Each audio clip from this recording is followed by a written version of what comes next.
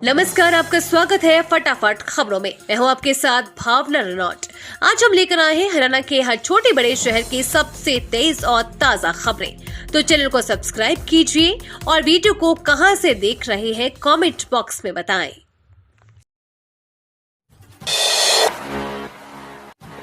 Haryana cabinet की अहम बैठक, मंत्रियों के साथ सीएम नायब सैनी ने कई अहम मुद्दों पर की चर्चा।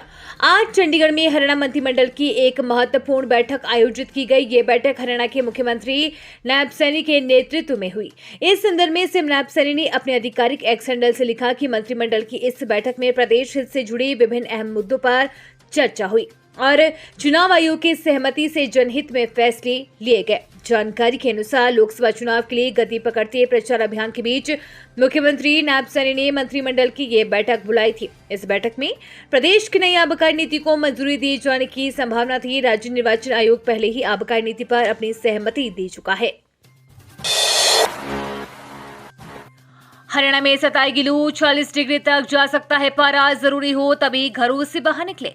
गर्मी का प्रभाव अब बढ़ने लगा है। अधिकतम तापमान 42 डिग्री के करीब पहुंच गया है। आने वाले दिनों में इसके 44 से 46 डिग्री तक होने का अनुमान है। पारा बढ़ने के साथ ही मंगलवार से लू का प्रभाव भी बढ़ गया है। मौसम विज्ञान केंद्र ने आमजन से बेवजह घरों से बाहर नहीं निकलने की चेतावनी जारी की है। अगर जरूरी हो तो ही घर से निकलने के लिए कहा गया है। शिकोहपुर कृषि एवं मौसम केंद्र के मौसम विशेषज्ञ डॉक्टर मनजीत के अनुसार आने वाले दिनों में गर्मी का प्रभाव बढ़ेगा। मंगलवार से पारा तेजी से बढ़ेगा। सोमवार को अधिकतम तापमान 40 डिग्री था। हरियाणा में एमपी के सीएम का कांग्रेस प्रधान बाप बेटे की जोड़ी लोगों को गुमराह करने की कर रही कोशिश। मध्य प्रदेश के मुख्यमंत्री डॉक्टर मोहन यादव रोहतक लोकसभा क्षेत्र से भाजपा प्रत्याशी डॉक्टर अरविंद शर्मा के समर्थन में बेरली कला में आयोजित जनसभा को संबोधित करने पहुंचे। इस दौरान उन्होंने कहा कि वीरों एवं शहीदों की इस धरती पर पहुंचकर वे स्वयं को गौरवान्वित महसूस कर रही हैं। मोहन यादव ने कहा कि वो इस क्षेत्र का इतिहास देख रहे थे तो पता चला कि इस इलाके के प्रत्येक घर से कोई न कोई वीर सैनिक देश सेवा में तत्पर है। यहाँ का जवान भारत माता की सेवा करने के लिए, सीने पर गोली खाने के लिए देश की सीमाओं पर सीना ताने खड़ा हुआ है। उन्होंने कहा कि हमारा देश प्रभु राम व भगवान कृष्ण की धरती है, लेकिन कांग्रेस पार्टी इनके अस्तित्व पर ही सवाल या निशाना लगा रही है। जल जीवन मिशन योजना झज्जर में 1,64,614 नल कलेक्शन, हर दिन 90 लाख से ज्यादा भेजी जा रही सप्लाई। जल जीवन मिशन स्कीम के तहत घर घर नल कनेक्शन लगाकर पब्लिक हेल्थ विभाग के द्वारा स्वच्छ जल की सप्लाई घरों तक पहुंचाई जा रही है। इस स्कीम की शुरुआत 15 अगस्त 2019 को की गई थी। ये योजना खास तौर पर ग्रामीण क्षेत्र के लोगों के लिए शुरू की गई थी ताकि उन्हें पानी की सुविधा घर में उपलब्ध कराई जा सके। पब्लिक हेल्थ विभाग ने योजना के तहत झज्जर जिले के ग्रामीण क्षेत्रों में अब तक 69,368 नल कनेक्शन लगाए हैं। उत्तराखंड के सीएम पुष्कर धामी बोले, लैंड जिहाद बर्दाश्त नहीं, जमीन घोटाले नहीं भूले हैं हरियाणा के लोग।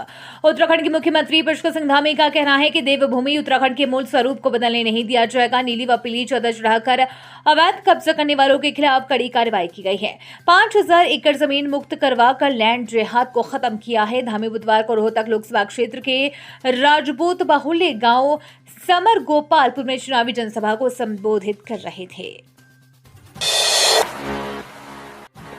टारगेट से 10 लाख टन कम रही गेहूं की खरीद। प्रदेश में इस बार गेहूं के सरकारी खरीद लक्ष्य से 10 लाख टन कम रही।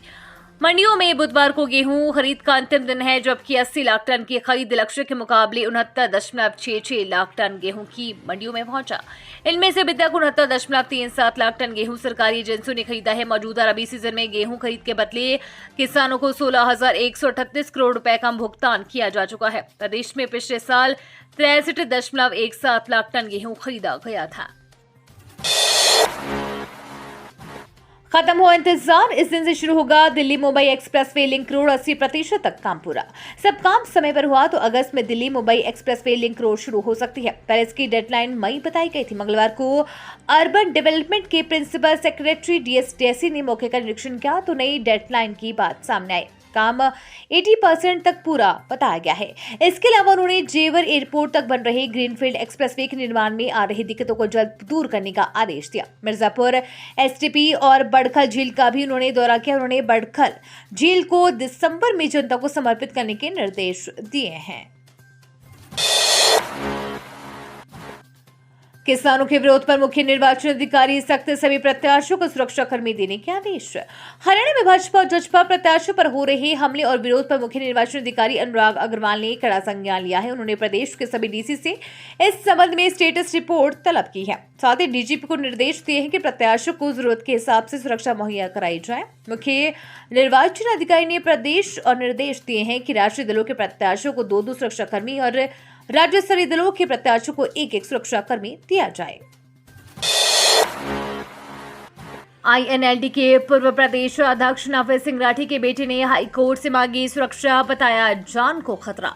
इनेलो के पूर्व प्रदेश अध्यक्ष नफे सिंह राठी के बेटे जितेंद्र राठी ने पंजाब हरियाणा हाईकोर्ट में याचिका दाखिल करते हुए अपनी जान को खतरा बताया है। याचिका में हरियाणा सरकार को याची की सुरक्षा सुनिश्चित करने का निर्देश जारी करने की अपील की गई है। हाईकोर्ट ने याचिका पर हरियाणा सरकार व अन्य प्रतिवादियों को नोटिस जारी करते हुए जवाब दाखिल करने का आदेश दिया है।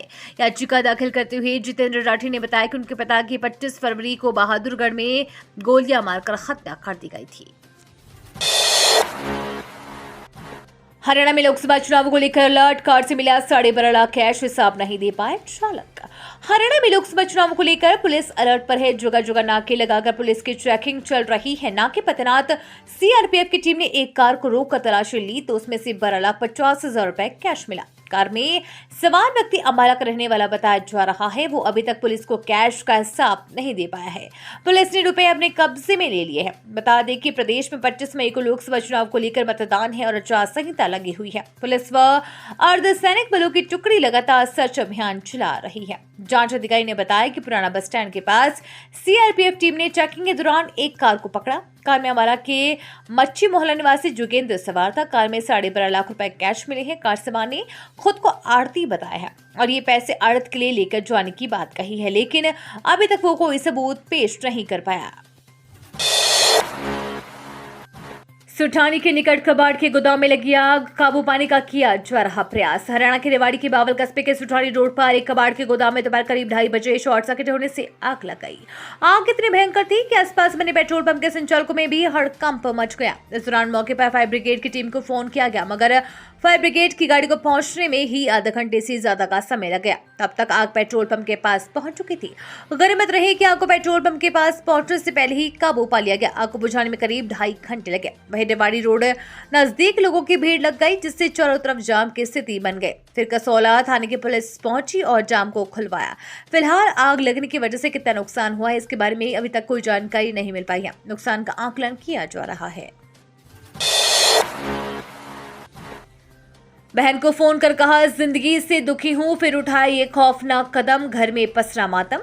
सोमवार दोपहर बाद से लापता हुए एक राजमिस्त्री का शव सेक्टर 9 के एरिया में फांसी का फंदे पर लटका हुआ मिला है। सुबह के समय में जब एरिया के लोग सेक्टर में घूमने के लिए पहुंचे तो उन्होंने शव को लटके हुए देखा, जिसके बाद सूचना पुलिस को दी गई। मौके पर पहुंची टीम द्वारा की गई शिनाख्त में मृतक की पहचान उत्तर प्रदेश के जिला रामपुर के गांव मदंगर निवासी बबलू पुत्र राम कुमार के रूप में हुई है, जिसके बाद शव को कब्जे में लेकर नागरिक अस्पताल में पोस्टमार्टम के लिए भिजवाया गया। ये थी आज की फटाफट खबरें। हम मिलेंगे अगले बुलेटिन में, तब तक के लिए धन्यवाद और जय हिंद।